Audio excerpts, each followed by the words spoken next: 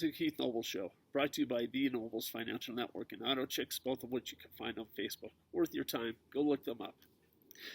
So let's talk today about peak absurdity. I'm kind of known for using that phrase, and we are striving for peak absurdity. And there's no place that's more evident than on social media, where people will share things mindlessly, no matter how absurd, ridiculous, untrue. They simply have no interest anymore in if something is true or not. They care that they're right. They care that they win. They don't care that it's untrue. And especially they care that it falsely belittles other people. And then people wonder why the country's getting torn apart.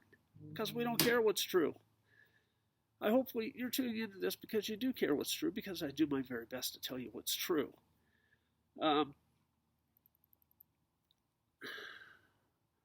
A lot of people failed Analogy 101. A lot of the social media is just horrible analogies. One the other day talked about wearing masks compared to wearing coats. That, 99% of the people survive not wearing a coat, but you wear a coat when you're outside and it's cold. Well, okay, so let's talk about one of the most common falsehoods out there.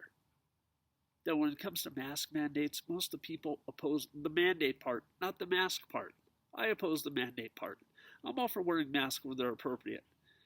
But you know what? It's the mandate part. This is the problem. Government has no mandate to force you to do this. There's nothing there that says that. And there's certainly nothing there that says you should be doing it, or they have the right to tell you to do it 7 months later. Now, is wearing a mask a good idea? I would say so in the current circumstances. You should wear a mask where it's appropriate to do so. I have no problem with that. It's the mandate part. Okay? Now, this comes down to trust on the mask issue. And trusting people who have explicitly demonstrated themselves in the political and bureaucratic world to be untrustworthy. But the need to make false analogies about it on Facebook is why the country's torn apart. Because people refuse to listen to other people with what the issue actually is.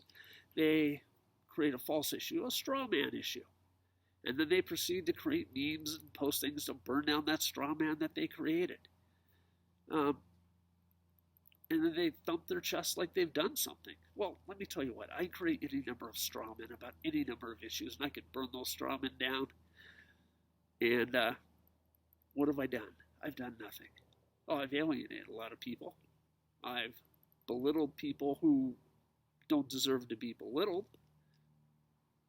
But this is what so much of social media has become. Twitter, Facebook, etc. Is simply belittling people you don't agree with, rather than listening to why they don't agree with you and maybe learning something. Now, part of the problem here, to be frank, is premises and principles matter.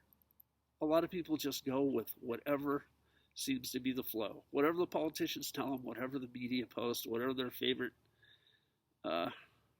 partisan website post, and they never give any thought to what their premises are or their principles. So let me give you an example. One of my premises are all men are created equal with the same natural rights. And from that, I derive the principle that government should treat everyone equally. There shouldn't be special cutouts, special exemptions, regulations that apply to some and not others, taxes apply to some and not others. Politicians certainly should not be exempting themselves from the same laws they make us live under. Right? That's a principle that comes from the premise. So far too people never think about let alone the principles, let alone the premise. Quite a few people confuse their premise and their principles with their outcome. Well, I want all people to be taken care of. Well, so does pretty much everyone else who doesn't fall into the psychopath, sociopath kind of categories. How do you do that? Well, since they'll never walk back to their principle or their premise, They just repeat whatever some politician, bureaucrat, or media figure says, or a movie star, or an athlete, or whomever they think agrees with them. It's for emotional fulfillment. It's not actually for solving a problem. It's not actually for making things better for anyone else. None of that has anything to do with what 90% of social media is. We have this tremendous tool. We could exchange ideas, premises, principles. We could do a lot of things, but we don't. We mostly focus on belittling other people with falsehoods. Whatever that falsehood of the day or falsehood of the week may be. There was a thread on social media not too long ago where someone said something, I disagreed, and immediately called me a QAnon person. So I think QAnon's ridiculous. But they called me a QAnon, and everyone else who piped in to disagree called them a QAnon person too. It is the most absurd, ridiculous, thoughtless, mindless thing I may have ever seen. And that's saying a lot. But this is how people think. If you disagree with me, you're part of some group I don't actually know anything about, but I read that it's bad. And obviously, if you disagree with me, you're part of this bad group. No. That's just striving for peak absurdity. So, I would challenge everybody.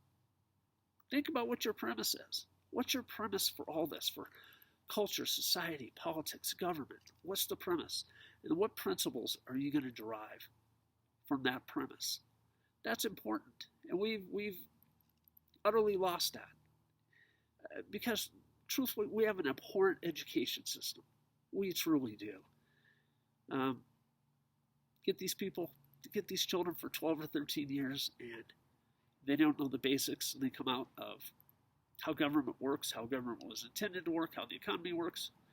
Nothing. And they're certainly never taught to think about a premise and a principle, and how those premises might lead to actual actions, and why that may be a good guide for what actions you think government or culture or society should take.